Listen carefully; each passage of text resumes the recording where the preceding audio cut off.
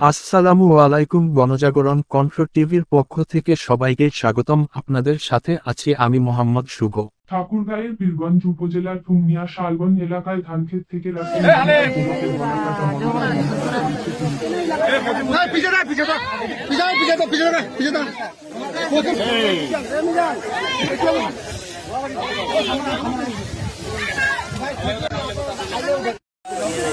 আমার ভগ্নিপতি আমাকে বলল যে কালকে থেকে নিখোঁজ। তো সেই সুবাদে আমার ভগ্নিপতি বললো যে যে ছেলেটা ওখানে আহত হয়েছে ওটা ওদের ওখানকার। তো ওই ভগ্নিপতি আমাকে বলল যে আমার ভাইটাও তো ওর সাথে একটু ঘোরাঘুরি করে, তো ওরা ওদিকে গেছে নাকি, একটু খবর টবর নিয়েন তো। তা আমি দেখতে আসছিলাম, তো সকালবেলা দেখলাম কোথাও কোনো খবর নাই। তো এখন দেখলাম এখানে লোকজন অনেক ভিড় হয়েছে, এই জন্য আমি এখানে আসা দেখলাম যে এখানে লাশটা আমার ভগ্নিপতির ভাইয়ের আর কি। এটুকুই যে ছুরি দিয়ে আঘাত করছে, অবশ্যই ওদের দুজনকার ভিতরে কোনো হাতাহাতি হয়েছে। হ্যাঁ, একটু নেশা পানি করতো আর কি।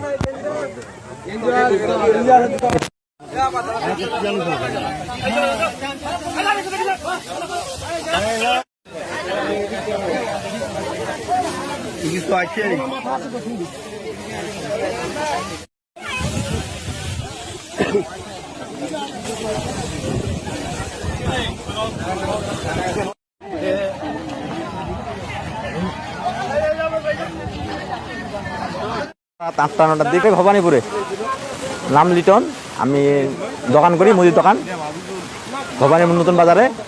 কাল আনুমানিক 8টা-8:30টার দিক খবর পাওয়া গেছে যে এখানে একটা মারামারি হয়েছে, লাশ পাওয়া গেছে। রাতে আসছিলাম, লাশ খুঁজে পাইনি।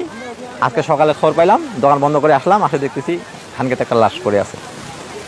আছে আরও অনেক গ্রামগঞ্জের লোক আছে, সবাই দেখতেছে।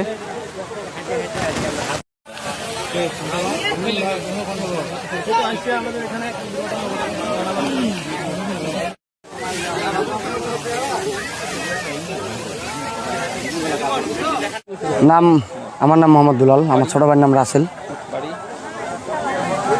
বাড়ি 11 নম্বর মোহাম্মদপুর ইউনিয়ন, গ্রাম কাকডোব মধ্যপাড়া। এই কার সাথে খাওয়া দাওয়ার পর আর দেখা হয় নাই, আমিও তো গাড়ি চালাই, আমি গাড়ি নিয়ে ব্যস্ত। পরে যখন রাত্রে ফোন দিলাম, ফোনটা অন্যজনে ধরতেছে, রাত্রে 11টা 12টা 1টা পর্যন্ত। পরে মনে সন্দেহ, ভাবলাম যে মনে হয় বন্ধু বান্ধবের সাথে পথে হোটেলে ডিউটি করে, ও সুরুচিতে কাজ করতো, হয়তো বা কাজের কারণে থাকতে পারে, বলা যাবে না।